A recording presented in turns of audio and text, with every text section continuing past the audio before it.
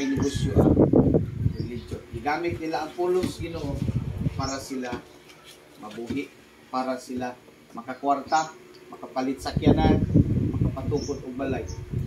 Dugay na kong gawali, pero wala jud ko kapalit og sakyanan nga income na ko sa mga.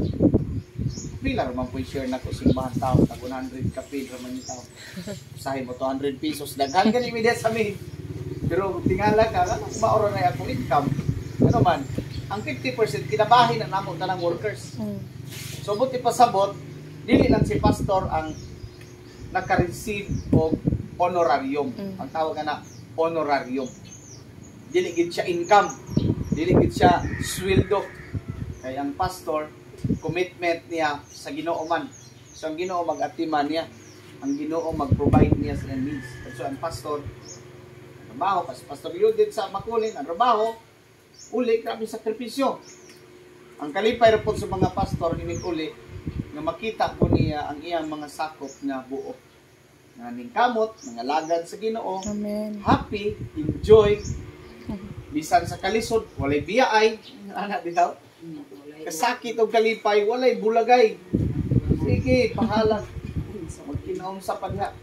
Uno nga ita, hantod sa kamatayon. Ana ang family man, ang family man gud ang concept sa kita. Dili man gud siya religion. At sa kung religion, wala magkukuan diri hawa ko Kanya-kanya man. kanya.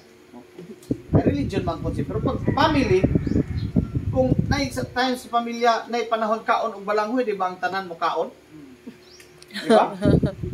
Oh? Pag nay panahon nga mo kaon, ang gikaon kamuti ra, di ba tanan mo kaog kamuti? Mula gining rebuilding, mahawa na ko ni pamilya ha, di na ko ani nga pamilya, di na ko ni mo pa, di na ko ni mo ma, kay lisod man ta diri. Wala. Ang tanan ning balik ra gihapon og nagpabilin nga usa ka pamilya. Amen. Kaliwala sa kalisod. Muna na ang kingdom. That's why dili pwede nga sa kingdom, wala lang ka og naay maayo, mahawa ra pud ka kung walay maayo.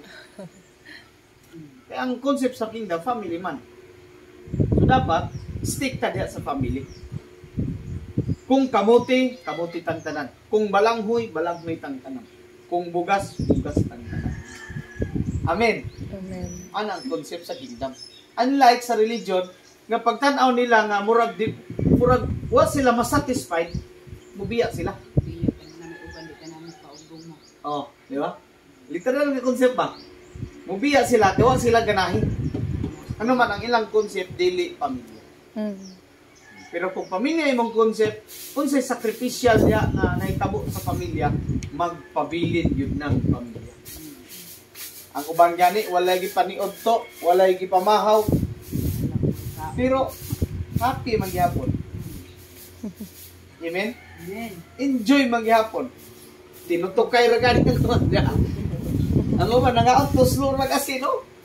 Memorize ba? May masulbat ang Taon. panggawa. Asin. Pero wala jud kinadungog diha nga. Gikan karon di na ko ani nga pamilya, mahawa na ko ni nga pamilya. Tawa ingay. Tungod kay ang kingdom family, kung unsay naa sa kingdom, unungan natong tanan. Kauno nato tanan, apuro nato tanan. That is the concept of kingdom. That's why kingdom is different. That's why we must know the difference of religion and kingdom. So muna ko, religion is a group of people. Religion is a big business. Secondly, the difference of the kingdom is not a religion. Kingdom is a family. Man, ay sa